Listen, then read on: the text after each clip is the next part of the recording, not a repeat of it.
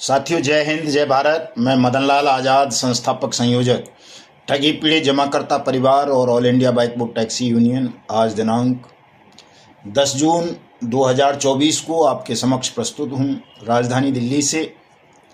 बहुत बड़ी खबर आज आपको बताऊंगा कि कैसे भारतीय जनता पार्टी ने सरकार बनने पर पहले ही कैबिनेट में ठगी पीड़ितों के भुगतान के लिए अध्यादेश लाने का वायदा किया था। उसके विषय में आपको बताऊंगा और भी कई खबरें बताऊंगा, लेकिन उससे पहले मैं कुछ अपने संगठन के साथियों के संबंध में आपको बता दूं जो दुख भरी सूचनाएं मिली हैं। हमारे कर्नाटक के पूर्व प्रदेश अध्यक्ष चरणप्पा जी, उनके अलावा हमारे जिला अध्यक्ष धौलपुर विशाल कुशवाहा जी की माता जी और हमारे राष्ट्रीय महामंत्री मदन सिंह गौतम जी सहारनपुर से, उनकी पुत्री, और हमारे मध्य प्रदेश के महासचिव बलराम मकवाना जी, उनकी दादी श्री, ये इतनी क्षतियाँ हुई हैं, ये इतने लोग हमारे बीच से चले गए हैं। मैं इन सबको नमन करते हुए परमपिता परमेश्वर से विनय करता हूँ कि वो उन्हें अपने श्री चरणों में स्थान दें और सभी शोक संतप्त परिवारों को, हमारे ठगी पीड़ित जमाकर्ता परिवार को इस दुख को सहने की शक्ति प्रदान करें और साथ साथ हमारे तमाम साथियों को ये शक्ति भी दें कि वो सत्य के पथ पर चलते हुए देश के 42 करोड़ ठगी पीड़ित जमाकर्ता परिवार निवेशकों का भुगतान कराएं जल्दी से जल्दी और हिंदुस्तान को ठगमुक्त बेईमान रहित राष्ट्र राज्य के रूप में स्थापित करने में अपना सहयोग दें। तो आगे बातें करने से पहले मैं आपको अनुरोध करूंगा तमाम साथियों को मेरे इस वीडियो संदेश को ज़्यादा से ज़्यादा शेयर कर दें और जिन साथियों ने अभी तक हमारे YouTube चैनल युगांतर न्यूज़ को सब्सक्राइब नहीं किया है वो इसे सब्सक्राइब जरूर कर लें, ताकि आप सबको घर बैठे अपडेट मिलती रहे, खबरें मिलती रहे, आप जागरूक होते रहें, अपना पैसा वापस लेते रहें। और लाइक और कमेंट भी ज़रूर कर देंगे तमाम साथी। तो आगे बढ़ता हूँ उस बड़ी खबर की ओर। सबसे पहले तो जो भारतीय जनता पार्टी के प्रदेश अध्यक्ष उड़ीसा, अपना क्या नाम है उनका, मनमोहन सामल साहब ने घोषणा की थी कि अगर उड़ीसा में भारतीय जनता पार्टी की सरकार बन जाती है तो वो कैबिनेट की पहली बैठक में ही, यानी 24 घंटे के अंदर अंदर ठगी पीड़ितों के भुगतान के लिए अध्यादेश लेकर के आ जाएंगे। इस खबर का लिंक मैं आपको दूंगा साथियों, नीचे डिस्क्रिप्शन में दे दूंगा। किसी को लगे वैसे ही बना रहा हूं मैं अपनी तरफ से, तो अपनी तरफ से नहीं बना रहा हूं, ये वास्तविक खबर है, दैनिक जागरण की खबर है, और तो इसलिए तमाम लोग पढ़ के इसकी पुष्टि कर लेंगे। तो 12 जून को उड़ीसा में भारतीय जनता पार्टी की सरकार का शपथ ग्रहण है और हो सकता है सामल साहब ही चीफ मिनिस्टर बन जाए उड़ीसा के, या कोई दूसरे साथी बने, जो भी बने, लेकिन उन्हें आपको ये वायदा याद दिलाना है कि आपने ऐसा वायदा अपने राज्य की ठगी पीड़ितों के साथ किया था कि जैसे ही आपकी सरकार बनेगी आप जो है पहली कैबिनेट मीटिंग में ही अध्यादेश लेकर के आ जाएंगे ठगी पीड़ितों के भुगतान के लिए। इसी तरह से दोस्तों, वर्ष 2016 की बात है, नोट बदली के बाद या बंदी कहो, माननीय प्रधानमंत्री जी ने आगरा में घोषणा की थी चिटफंड पीड़ितों का भुगतान कराने की, और उस घोषणा के अनुरूप ही वो वर्ष 2019 फरवरी में अध्यादेश लेकर के आए थे, अनियमित जमा योजनाएं पाबंदी ऑर्डिनेंस 2019, जो बाद में अनियमित जमा योजनाएं पाबंदी कानून 2019 कहलाया, संसद में सर्वसम्मति से पारित हो जाने के बाद। और इसी कानून में ये गारंटी दी गई कि देश के प्रत्येक ठगी पीड़ित का पैसा, उसकी जमा राशि का 2 से 3 गुना सरकार वापस करेगी, 180 दिन में करेगी। इसके लिए फास्ट ट्रैक कोर्ट बनाई जाएंगी, सक्षम और सहायक सक्षम अधिकारी बनाए जाएंगे, नोडल एजेंसीज तय की जाएंगी और बहुत सारी व्यवस्थाएं करने की, यानी एक व्यापक तंत्र सरकार बनाएगी ठगी पीड़ितों के भुगतान के लिए, ठगों के खिलाफ कार्रवाई करने के लिए, ताकि जो ये अफरा तफरी का माहौल है देश में कि 10-10, 20-20 साल गुजर जाने के बाद भी लोगों का भुगतान नहीं होता, भले ही सुप्रीम कोर्ट के आदेश क्यों ना आ जाएं। खुद प्रधानमंत्री ने अपने उस उद्बोधन में जो आगरा में दिया था, उन्हीं शब्दों का इस्तेमाल किया था जो हम करते हैं, आत्महत्या वाला। कई साथी यकीन नहीं करेंगे इस बात पे, ये 500 और 1000 की नोटों इसे सुन लें जरा ध्यान बंद से। करने के कारण आपको तो असुविधा हुई है, इसका मैंने पहले दिन भी इनकार नहीं किया था, लेकिन कुछ लोगों की तो सारी जिंदगी तबाह हो जाए ऐसा उन लोगों को दंड दिया है मैंने, क्योंकि उन्होंने गरीब का लूटा है, मध्यम वर्ग के लूटा है, आपके हक का पैसा लूट करके अपना कारोबार चलाया। इसलिए भाइयों बहनों, ये लड़ाई मैंने छेड़ी है और मैं जानता हूं कैसे कैसे लोग मेरे खिलाफ आवाज उठा रहे हैं। क्या देश नहीं जानता है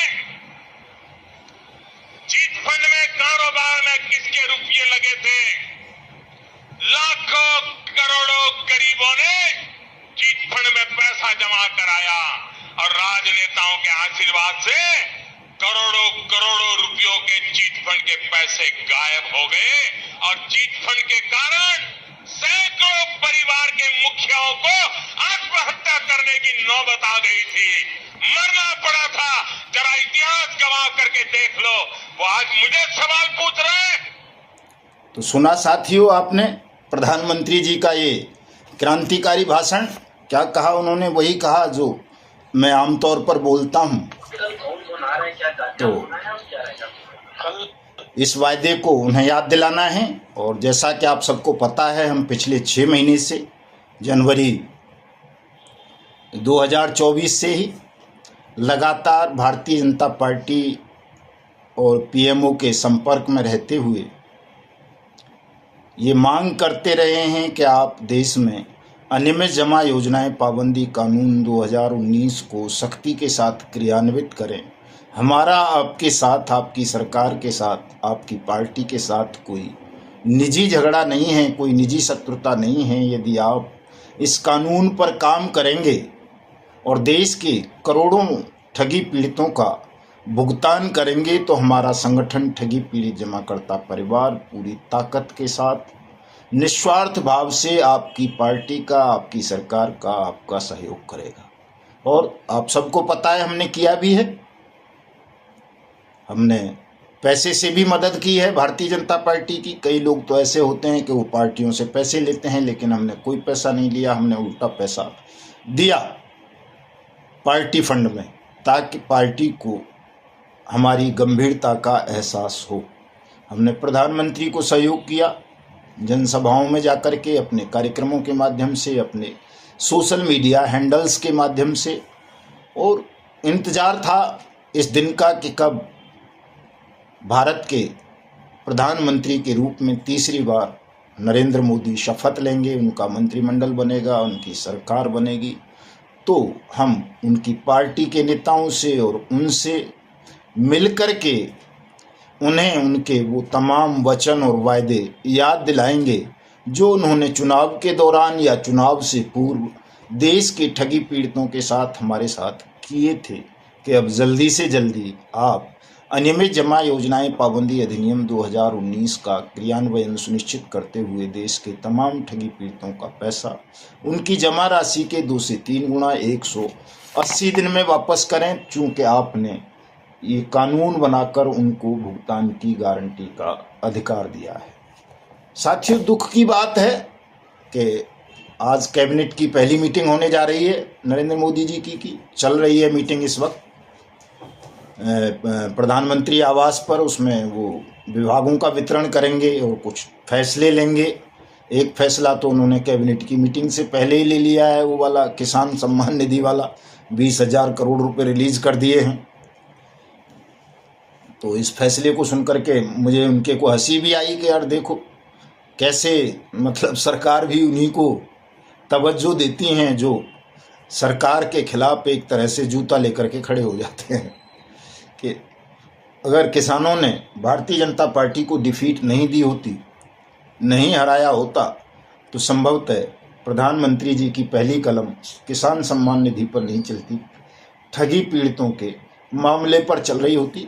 खैर चलो, इस विवाद में ज़्यादा हमें पढ़ने की आवश्यकता नहीं है। अच्छी बात है कि वो किसानों को सम्मान निधि दे रहे हैं, सम्मान भी दें और एमएसपी पर गारंटी कानून भी ले आएँ, तो ये और सोने पर सुहागे वाली बात हो जाएगी। हम भी इसका तो समर्थन करते हैं। लेकिन साथियों, मैं अपने साथियों से कहना चाहता हूं कि जो बहुत जल्दबाजी का शिकार हो रहे हैं कि नहीं तुरंत आंदोलन छेड़ दिया जाए। साथियों, ये जो 6 महीने हमने परिश्रम किया है, धैर्य रखा है, इंतजार किया है, बहुत सारे साथियों को खोया है, नाराज किया है अपने आप से, पैसा भी खर्च किया है, समय भी खर्च किया है, वो इसी के लिए तो किया था कि देश में पुनः मोदी जी की सरकार बनेगी और उस सरकार से हम इस कानून को क्रियान्वित करा के तमाम ठगी पीड़ितों का भुगतान कराएंगे। लेकिन हमारे साथी इंतज़ार नहीं करना चाहते। मैंने कई बार कहा है कि 31 जुलाई तक हम इंतज़ार करेंगे। 31 जुलाई को शहीद आजम ऊधम सिंह जी के शहादत दिवस पर दिल्ली में बड़ा कार्यक्रम करेंगे या तो, और उसी में एक राष्ट्रव्यापी आंदोलन का डिसीजन लेंगे, वो भी सरकार के समक्ष। उसमें सरकार को बुलाएंगे, विपक्ष को भी बुलाएंगे, ये भी मैंने बताया है कई बार, आप सुन सकते हैं पिछले वीडियो। और 31 जुलाई से पहले हम अपनी संपूर्ण एक्टिव साथियों को, वॉलंटियर्स को, कार्यकारिणी को बुला करके दिल्ली में उनको साथ ले जा करके वार्ता करेंगे भारतीय जनता पार्टी के नेताओं से और सरकार के प्रतिनिधियों से, सरकार से, इसी विषय पर। लेकिन कुछ साथी बहुत ज़्यादा जल्दबाजी का शिकार हैं, उनको सब्र नहीं है, उन्हें लगता है कि नहीं तुरंत आंदोलन छिड़ जाएगा तो हमारा तुरंत भुगतान हो जाएगा। उनको ऐसा लगता होगा, लेकिन मुझे ऐसा लगता है साथियों कि इससे और एक बनी बनाई बात को खराब आप करेंगे। और मान लो बनी बनाई बात को खराब भी ना भी करें तो जो सत्याग्रह के नियम हैं उसके विपरीत आप अवश्य चले जाएंगे और इससे निश्चित रूप से भुगतान के मार्ग में बाधा आएगी। एक और नया विभाजन हमारे संगठन में या इस मूवमेंट में हो जाएगा। लेकिन खैर कोई बात नहीं, साथियों की इच्छा ऐसी है तो वो करें। जब से भी करना है मैं तो कहता हूँ आज और अभी से कर दो, मुझे क्या फ़र्क पड़ता है। मैं तो बतौर ठगी पीड़ितों का हितैषी किसी भी आंदोलन में शिरकत करने को तैयार हूँ, बशर्ते उस आंदोलन की ग्राउंड अनियमित जमा योजनाएं पाबंदी अधिनियम 2019 हो। यदि कोई संगठन किसी आंदोलन में इस कानून की खिलाफत करेगा, सहारा सीआरसी पोर्टल की बात करेगा, उसका समर्थन करेगा, या सीबी पल्स पोर्टल की समर्थन करेगा, या किसी लिक्विडेटर का समर्थन करेगा, या किसी एनसीएलटी का समर्थन करेगा, तो ऐसे किसी साथी के साथ मैं नहीं हूँ, मैं उसका सहयोग नहीं करूँगा। ये मेरा ओपन प्रस्ताव रहा है शुरू से ही, चाहे वो टोगो रिटेल मार्केटिंग वाले साथी हों, जीसीए वाले हों, सहारा वाले हों, पीसीएल पल्स वाले हों, केबीसीएल कल्पतरू, करम भूमि, रोज वैली, पिनकॉन, या कोई भी साथी रहे हों। मैं तमाम साथियों के साथ उन्हीं के साथ सहयोग करूंगा जो इस क्रांतिकारी कानून बट्स एक्ट 2019 का प्रयोग करेंगे, इसका समर्थन करेंगे, इसकी खिलाफत नहीं करेंगे। जो लोग इसकी खिलाफत करेंगे हम उनका सहयोग कदापि नहीं करेंगे। साथियों, ये मैं बार बार कहता रहा हूँ, आज भी कह रहा हूँ, चूँकि मुझे कोई फर्क नहीं पड़ता इस बात से कि आप मुझे सहयोग करेंगे या नहीं करेंगे। मुझे पता है कि जब समय आएगा और हम ईमानदारी से, सच्चाई के मार्ग से, सत्य और अहिंसा के मार्ग से, लोकतंत्र की विधि के अनुरूप अपने संघर्ष को लगातार जारी रहेंगे, तो निश्चित रूप से एक ना एक दिन जीतना है हमें। कम साथी होंगे, थोड़ा देर लग जाएगी, ज़्यादा साथी जुड़ जाएंगे तो ये 1 घंटे का भी काम नहीं है फिर तो, चूँकि सारी चीज़ों के तो हमारे पास प्रमाण हैं, एक्ट बना हुआ है, प्रधानमंत्री के ऑडियो हैं, विजुअल्स हैं, आर्टिकल्स हैं, भारतीय जनता पार्टी की तमाम चीज़ें हमारे सामने हैं, विपक्ष की भी तमाम चीज़ें हमारे सामने हैं। तो 1 घंटा भी नहीं लगेगा, यदि हमारे पास बड़ा जन समर्थन पैदा हो जाएगा तो 1 घंटे में हम इस कानून का क्रियान्वयन पूरे देश में सुनिश्चित करा देंगे। जिस तरह से महंगाई से राहत के शिविर लगते हैं और बहुत सारी चीज़ों के शिविर लगते हैं, वैसे ही ठगी पीड़ितों के भुगतान शिविरों का आयोजन करवा के हम 1 दिन में सबका पैसा बंटवा देंगे। आपने देख लिया, आज 10 मिनट में प्रधानमंत्री ने 20,000 करोड़ रुपए रिलीज कर दिए और खटाखट जो है 9.5 करोड़ किसानों के खातों में सम्मान निधि पहुंच गई। तो इसमें डिजिटल दौर है, इसमें कोई बहुत ज़्यादा समय नहीं लगना है। लेकिन दोस्तों, अगर आप चाहते हो कि ये समय कम लगे, जल्दी से सबका भुगतान हो, तो आपको अपनी ताकत को बढ़ाना पड़ेगा, ताकत को कमज़ोर नहीं करोगे। और अगर ऐसी तरह से आप विभाजित रहेंगे, विभाजन करेंगे, तो निश्चित रूप से आपकी ताकत कमज़ोर होगी और आप फिर ठगे जाएंगे। कोई लाभ आपको इस विभाजन का नहीं मिलेगा, खास तौर से निवेशकों को या एजेंट साथियों को, क्योंकि जितने भी विभाजन हो रहे हैं वो सब अनुचित हैं, अन्यायपूर्ण हैं, लोगों में समझ की कमी है, बुद्धि की कमी है, वो जल्दबाजी का शिकार हैं और अपनी जल्दबाजी के कारण वो आपके मूवमेंट को कमज़ोर करते हैं, आपके इस आंदोलन को और लंबा खींच रहे हैं। लंबा खींचने का मतलब है आप सबका नुकसान होना। खैर, कोई बात नहीं, हमारा जो प्रयास है वो जारी रहेगा। मैं अपने संगठन के तमाम उन साथियों से जो मेरी बात से सहमत हैं अनुरोध करूंगा कि वो ज़्यादा से ज़्यादा साथियों को संगठन से जोड़ें, नए साथियों को संगठन की सदस्यता दिलाएं और जो पुराने साथी हैं वो अपनी सदस्यता का नवीनीकरण भी करा लें और तमाम लोगों तक घर घर जा कर के इस कानून का प्रचार प्रसार करें। और जिन साथियों ने अभी तक अनियमित जमा योजनाएं पाबंदी कानून के अंतर्गत अपने भुगतान के दावे अपने नज़दीकी सक्षम और सहायक सक्षम अधिकारियों के यहाँ प्रस्तुत नहीं किए हैं, उनसे करवाएं। जो भुगतान के दावे दाखिल कर चुके हैं उनसे कहें कि वो RTI फाइल करें, अपने भुगतान दावे का स्टेटस पता करें कि आखिर उनका भुगतान अभी तक क्यों नहीं किया गया है। तो और पिछले वीडियो सुनने में तमाम उसमें नए सांसदों का शपथ ग्रहण जल्दी ही होने वाला है। आज ही डेट तय हो जाएगी कब पार्लियामेंट का सेशन शुरू हो रहा है, शपथ ग्रहण हो जाएगा सबका।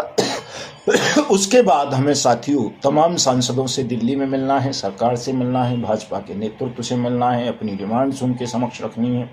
मैं जल्दी ही आपको तिथि तय करके बता दूंगा कि कब साथियों को दिल्ली पहुंचना है, ताकि हम अपना प्रतिनिधिमंडल बना करके सबसे मिल सकें, धन्यवाद ज्ञापित कर सकें और कानून को प्रभावी ढंग से लागू करने की मांग कर सकें। तो शेष चर्चा मैं कल करूंगा। जय हिंद, जय भारत साथियों।